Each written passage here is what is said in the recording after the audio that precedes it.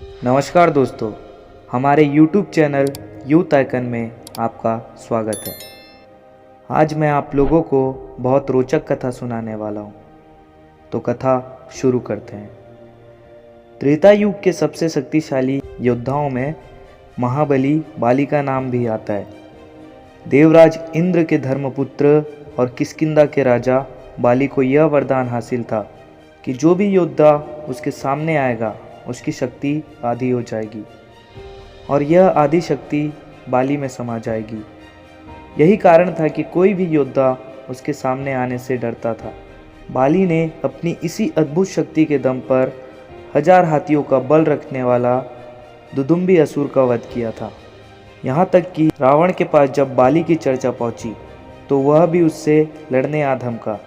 हालांकि बाली के सामने रावण की एक न चली। कथा के अनुसार बाली ने रावण को अपनी काख में 6 माह तक दबाए रखा था। अंत में रावण ने उससे हार मान ली थी और उससे अपना मित्र बना लिया। बाली का घमंड इससे बहुत बढ़ गया था।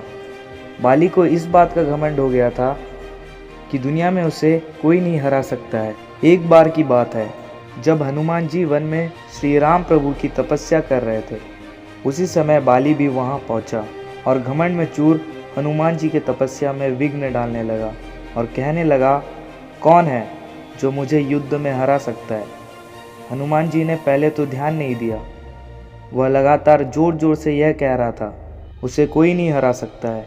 इस पर हनुमान जी ने प्रेम पूर्वक कहा, हे वानर राज, आप अति बलशाली है, आपको कोई हरा नहीं सकता, लेकिन आप इस तरह चिल्ला क्यों रहे हैं। यह सुनकर बाली चिढ़ गया।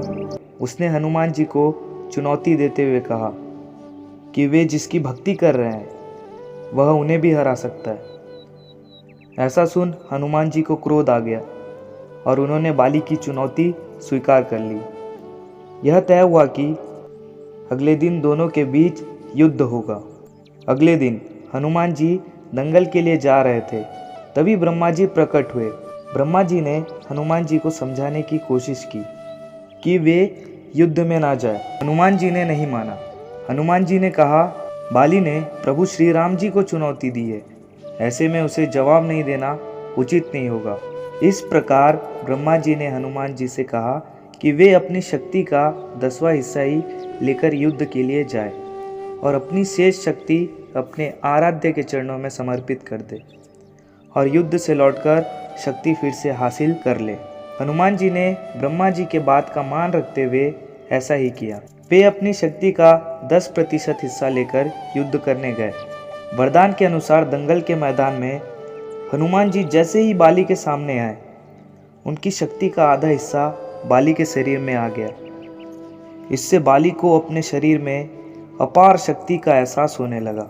थोड़ी देर में उसे ऐसा लगने लगा कि जल्द ही मानो उसकी शरीर की सारी नसें फट जाएंगी। इसी दौरान ब्रह्मा जी एक बार फिर प्रकट हुए और उन्होंने बाली से कहा कि खुद को जिंदा रखने के लिए वह तुरंत हनुमान जी के सामने से दूर भागना शुरू कर दे। बाली ने ऐसा ही किया। वह लगातार भागता रहा ताकि उसकी ऊर्जा खत्म होने लगे। कई मील दौड़ने के बाद उसे राहत महसूस हुई। उसने देखा कि सामने ब्रह्मा जी खड़े हैं। ब्रह्मा जी ने बाली से कहा कि तुम खुद को दुनिया में सबसे शक्तिशाली समझते हो, लेकिन तुम्हारा शरीर हनुमान जी के शक्ति का थोड़ा सा हिस्सा भी संभाल नहीं पाया। वे अपनी शक्ति का 10% हिस्सा लेकर युद्ध करने आए थे। सोचो, यदि संपूर्ण शक्ति होती तो तुम्हारा क्या होता। बाली को बात समझ आ गई और उसे अपनी गलती का एहसास हुआ। बाद में बाली ने हनुमान जी को प्रणाम किया और क्षमा मांगी। तो दोस्तों, आज का कथा आप लोगों को कैसा लगा? मिलते हैं जल्द नेक्स्ट वीडियो में। धन्यवाद।